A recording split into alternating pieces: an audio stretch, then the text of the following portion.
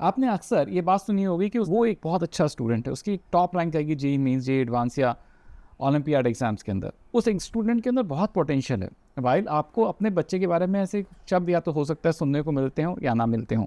तो इस वीडियो में हम बात करेंगे कि रॉ थिंकिंग एबिलिटी क्या होती है, क्यों चाहेंगे कि हमारे अंदर भी वो एबिलिटी हो और उसको हम कैसे डेवलप कर सकते हैं, और क्या चीज़ें हैं जो आपको अवॉइड करनी चाहिए जिससे कि आपकी एबिलिटी कम हो सकती है। तो let us start with what is raw thinking ability. For example, there is a student who can solve very difficult problems starting from scratch, और there is a student जिसको आइडिया नहीं लगता क्वेश्चन देख के कि ये क्वेश्चन स्टार्ट कैसे होगा या एंड कैसे होगा। तो इन दोनों स्टूडेंट्स में फंडामेंटली क्या डिफरेंस है, वो रॉ थिंकिंग एबिलिटी का कि हम बेसिक्स का यूज़ करके बड़ा से बड़ा क्वेश्चन कैसे सॉल्व करते हैं। This is what is known as raw thinking ability. मतलब आपकी मसल स्ट्रेंथ क्या है ब्रेन की in terms of solving and tackling very difficult task.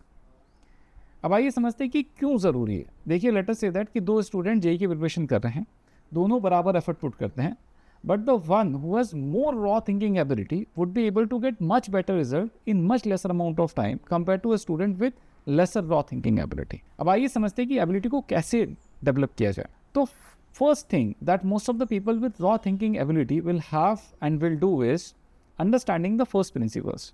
So rather than going into shortcuts or doing problems very fast, they will go into very basics, like कि चीज़ें fundamentally होती ही कैसे हैं, concepts के साथ टाइम स्पेंड करेंगे, फिर वो डेरिवेशंस में जाएंगे, समझेंगे कि चीज़ें आती ही कहाँ से हैं। तो ये जो बेसिक्स की स्ट्रेंथ है ये अल्टीमेटली आपको साइकोलॉजिकल स्ट्रेंथ देगी कहीं ना कहीं।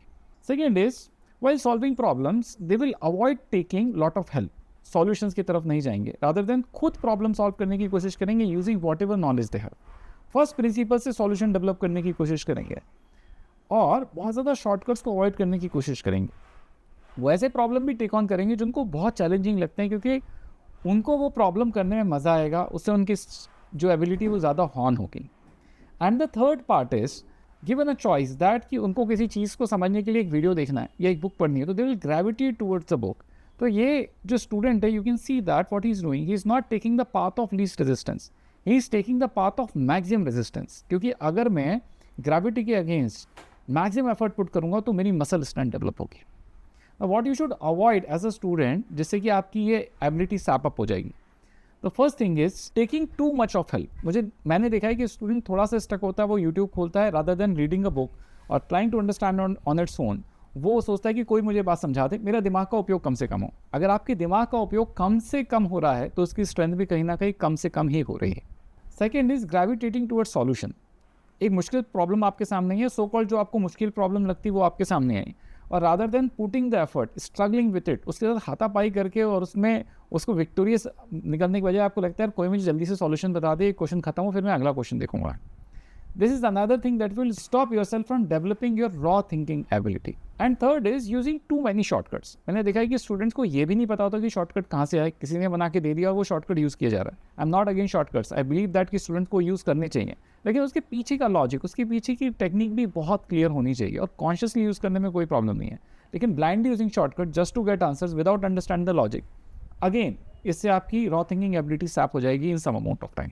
इस वीडियो में हमने डिटेल में डिस्कस किया कि एक स्टूडेंट जो कि टॉप 1% के अंदर आएगा या टॉप रैंक स्कोर करेगा, उसमें थिंकिंग पावर कैसे डेवलप की जा सकती है, और अगर हम अपनी डेली एक्टिविटीज़ में किन किन चीज़ों को अवॉइड कर सकते हैं जिससे कि वो हमारी रॉ थिंकिंग एबिलिटी और टॉप रैंक पाने की एबिलिटी सैप हो जाए। I hope you like this video. Do let me know in comment that what more you will want to know. उसमें मैं छोटे छोटे वीडियोज़ बना के डेफिनेटली आपकी हेल्प करने की कोशिश करूँगा। See you in the next one. Bye.